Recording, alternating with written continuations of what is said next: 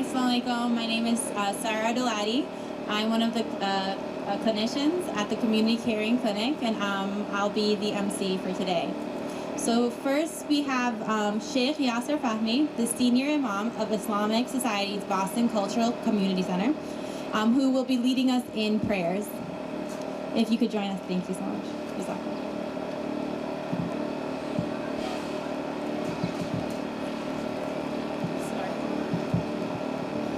Assalamu alaikum.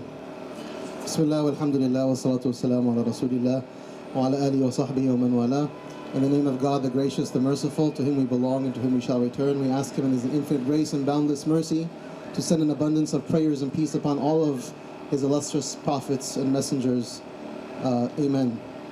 I just want to begin by saying that it's truly an honor to be here this afternoon. I think this initiative by our dear brothers and sisters, Mohamed and many others, is truly a significant and, if not, momentous occasion to see that such institutions are being built in our communities to serve really critical needs, especially in the space of mental health and wellness and spiritual well-being, that such institutes and such efforts are critically needed in this moment. I really hope that this is going to be a special start and towards greater healing, because I think that in our communities, especially in Boston, we need a lot of healing, we need a lot of wellness, and especially the beautiful hearts and souls that are behind this initiative. I hope and pray that will bring a lot of wellness into our community. So with that, we'll pray.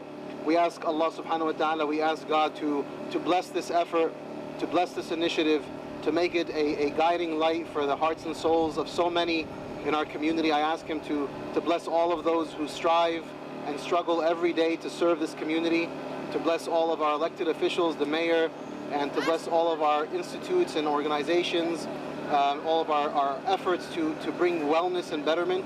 I ask God to bless us all and to bring wellness to our community. Thank you so much. Allahumma ameen wa sallallahu ala Sayyidina Muhammad.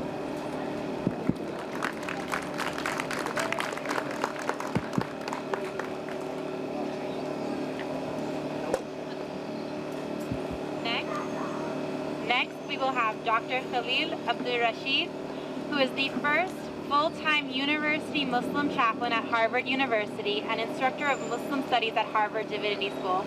He will be speaking to us about today's crisis of mental health needs in Muslim communities.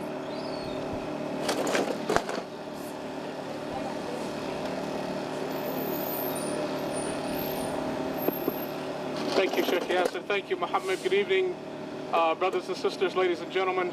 Honorable Mayor, thank you so much for inviting all of us, for opening this clinic.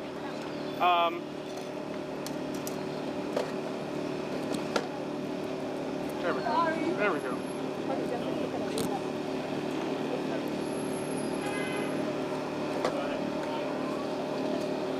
So, as we're seeing a ever-increasing number of students, of young folks from all walks of life, high school students, middle school students, unfortunately, and especially college-age kids who are reporting more and more incidences of mental health issues.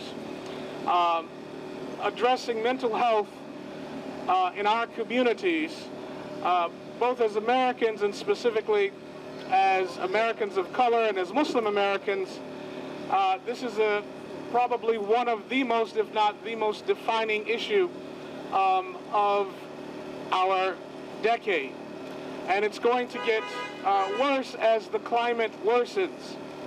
We live in an ever-challenging climate where students and young community members are oftentimes experiencing a great deal of anxiety about their identity. They're experiencing a great deal of anxiety about what it means to be a person of color in this time, what it means to be a Muslim American in this time, what it means to come from an immigrant background in this time. Whether you're on campus, whether you are in the public school, you have a child in the public school system, you're going to be confronted with this either directly or indirectly. The demands that are on the campus community, the demands in our family, the demands on clergy members, to help bring healing and wellness to an ever-increasing number of young people that find themselves in a climate of negative bias through no fault of their own. That challenge is something that no one institution or two institutions can deal with.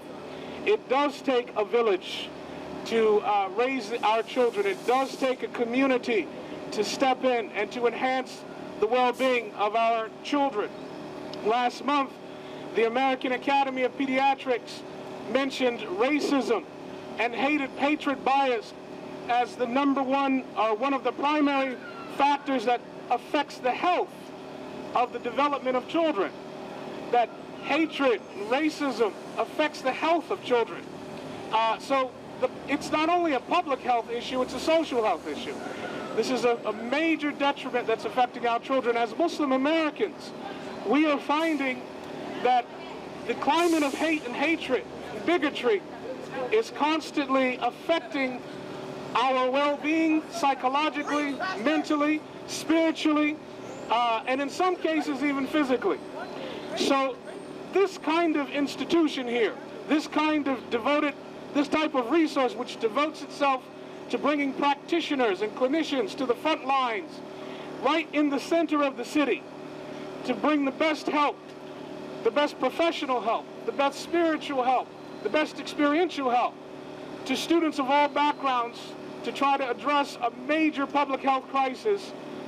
This is a blessing in our community. This is a blessing for all of us as Americans. So this is something that requires the attention, the resources, the devotion of not just clinicians, though.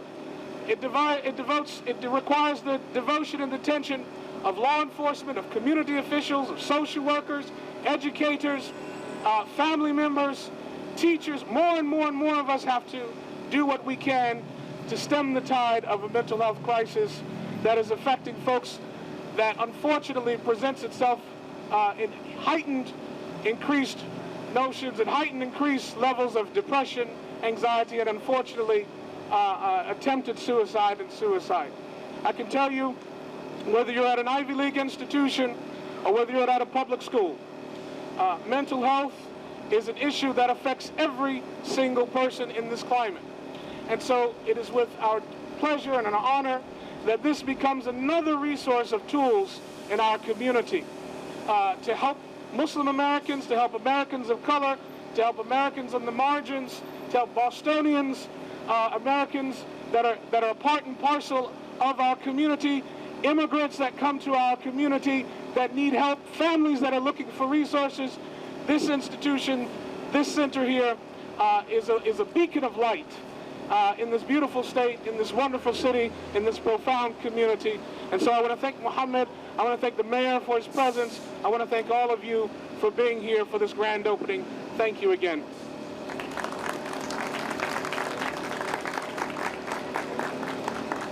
Thank you so much, Dr. Khalil Abdul-Rashid. Next, we have Dr. Neil A. Boyd, Acting President of National Alliance on Mental Illness of Massachusetts. He will be speaking to us on mental health and disparities that exist in minority communities. Thank you.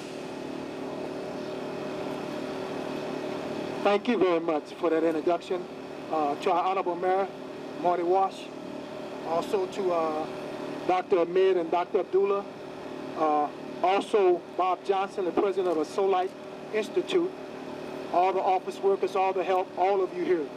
Greetings to you from NAMI, that's the National Alliance on Mental Illness of Massachusetts. It's an honor for us to be here to share with Community Caring Clinic on their grand opening. Give them a great hand clap for this grand opening. So glad to see one of my board members here, Dr. Roy, here with us. But I was reading about the mayor, your great mayor here, and it's a great when an American come out to such an occasion like this, and how the mayor, he promised to champion a 24-hour Boston, meaning that he's going to, for 24 hours a day, he'll be around. You'll see him somewhere, champion the cause of those who are trying to improve themselves and make Boston a better place to live. And he's right here today.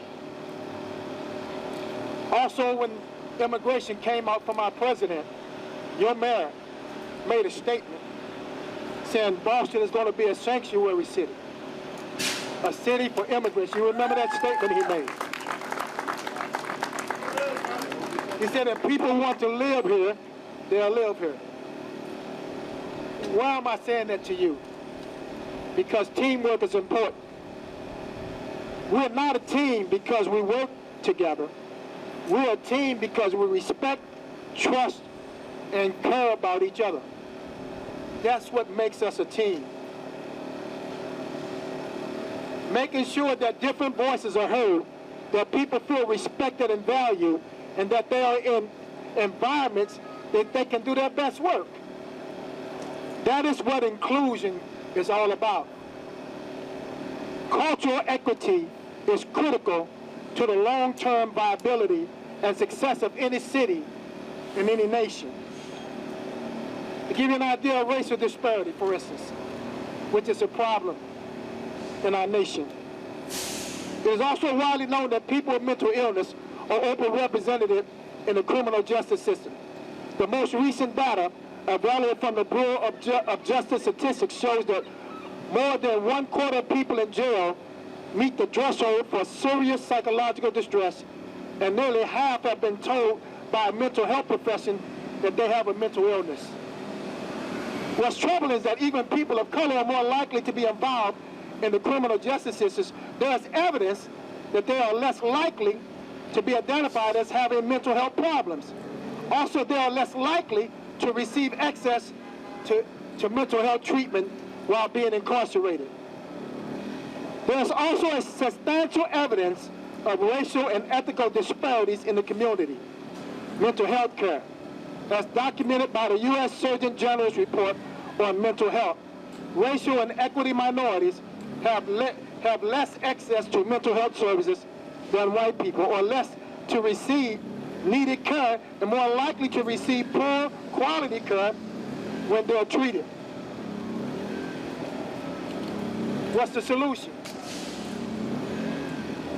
Well, you see a solution right here. With this clinic opening and having Ahmed come out and support those who struggle with mental illness. The good news, there is increased focus on how to divert people from mental illness, including people of color with mental illness, out of the criminal justice system entirely. Judiciaries across the country are developing and implementing models to improve response to people with mental health, because they're realizing that incarceration is not the answer. Matter of fact, I'm a chaplain on the police force in Springfield, Massachusetts.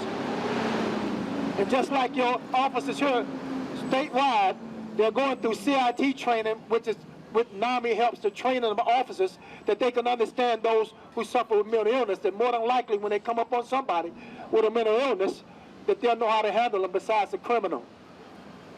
That CIT training is going on all through the state of Massachusetts, even with your officers and law enforcement here in Boston.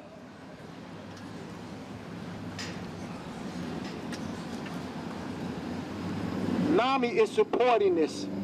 Last year, through support by the Bureau of Justice Assistance in collaboration with partners and organizations, including NAMI, serving safely in a national initiative that improved law enforcement, responds to people with mental illness and intellectual development disabilities. This right here, and I'm closing, is a sign that we're on our way to improvement. Thank you for coming out and encouraging this new clinic opening, and continue to encourage them and encourage the neighborhood that we have a clinic open to help those who struggle with mental illness. Thank you. Thank you, Dr. Boyd. Next, I will be reading the press release for the Community Caring Clinic.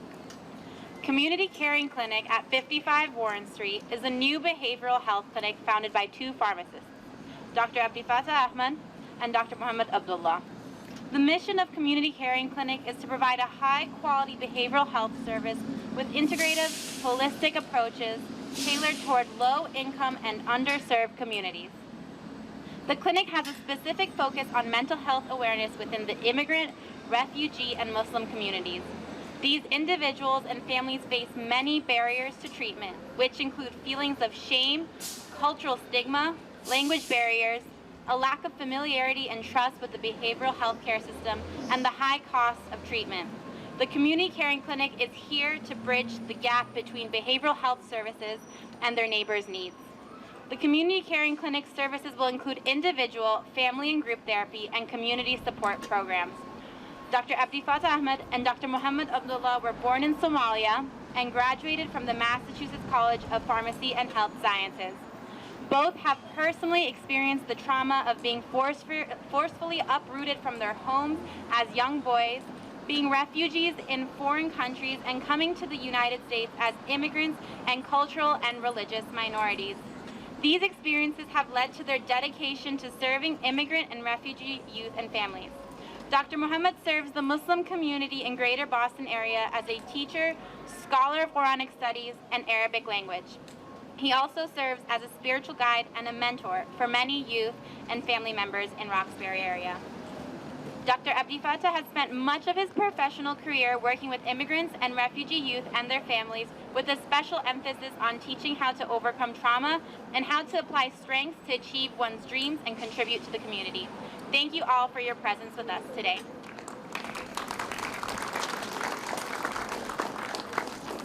Next, we will have a few words from Joyce Stanley from Dudley Square's Main Streets and Businesses. Thank you.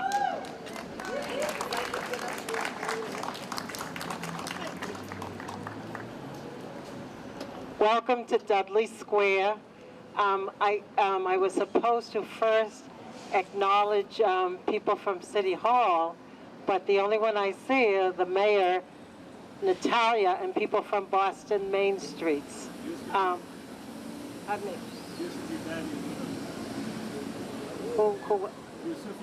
Yusufi is, and Yusufi is from? Okay. Okay, from the mayor's office. So I just wanted to,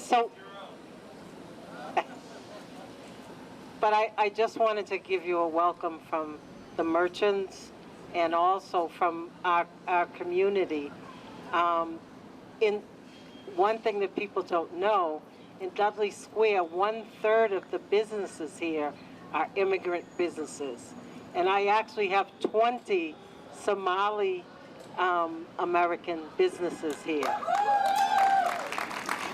So they are the largest business group with everything. The guy in this building from the New York Stock Exchange, I have parking,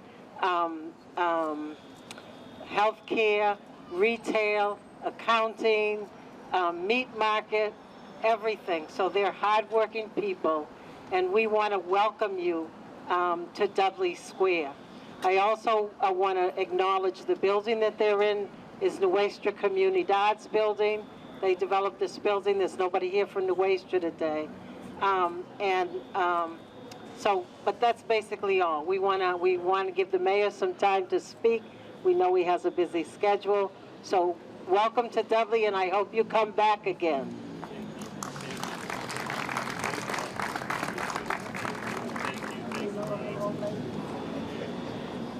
Thank you so much, Joyce. Lastly, we will have remarks from Mayor Marty Walsh and the ribbon cutting ceremony. On behalf of Community Caring Clinic, I say to you all, thank you very much, and I have to welcome our Mayor, Matt Walsh, and then we will have the ribbon cutting at the front door of Community Caring Clinic.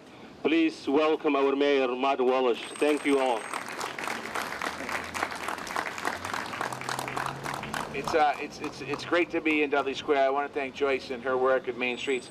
Mohamed, thank you in your work here. I want to talk about you in a second. Sheikh Yasser Fahmy, thank you. You're my friend, and thank you for being here. Bishop Boyd, thank you as well in the work you do for the National Alliance of Mental Illness. And thank you for what you do all over the state. The Bishop represents the organization all over the Commonwealth of Massachusetts, so it's really important that we continue to support the work of what you do. We're excited to be here at the Community Caring Clinic in Dudley Square. This is a vibrant, growing part of our neighborhood here in Dudley Square in Roxbury, and we're excited to be here today. The biggest part of our growth here is small businesses and making sure that those small businesses are vibrant.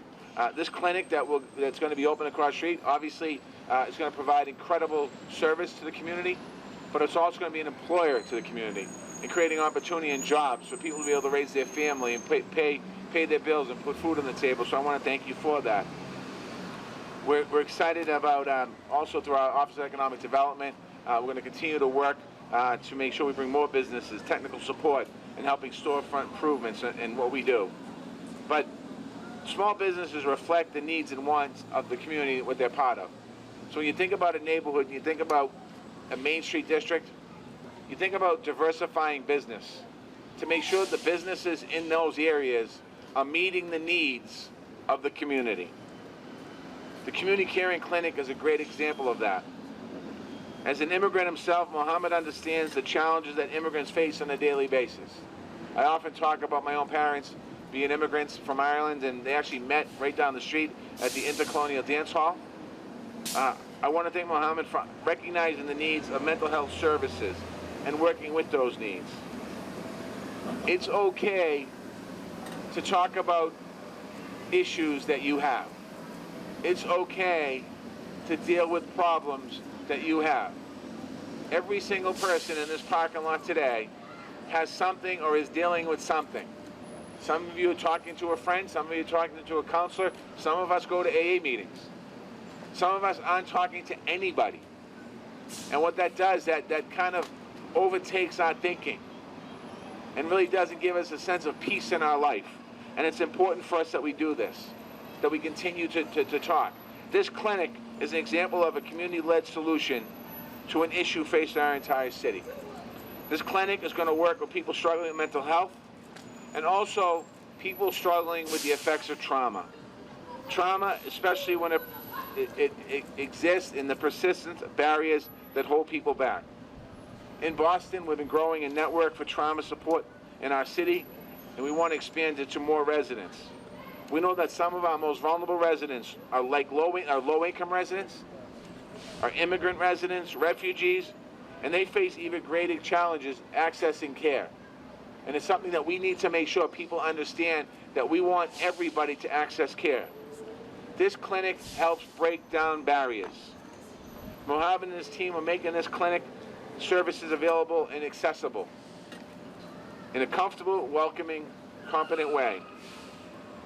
This is a difficult and scary time in our country, particularly when it comes to immigration. But there's a lot of other issues that are challenging. Not too far from here, about a block up the street, what we'll see is a lot of people struggling with drug addiction and alcoholism throughout our neighborhood. And it's okay to talk about it. And it's great that this clinic is going to be able to help us and help people that walk through the front door reclaim their life and help them change their life for something stronger. It's important for us in Boston to continue to be a leader in standing up for our immigrants and standing up for all of our communities. I want to thank all of you for helping establish trust in our community and showing that we are a city that looks out for everyone. We're a city that truly looks out for everyone. Again, congratulations on your grand opening, and I want to welcome you to Dudley Square. Thank you, Mayor, and thank you very much, all of you people from the city, officials, Sheikh Yasser, Dr. Khalil Abdurrashid, the community members, the leaders, the mothers, the elders, the aunts and uncles and family members, all of you, thank you very much. The clinicians and the staff of Community Caring Clinic is a special thank for them too.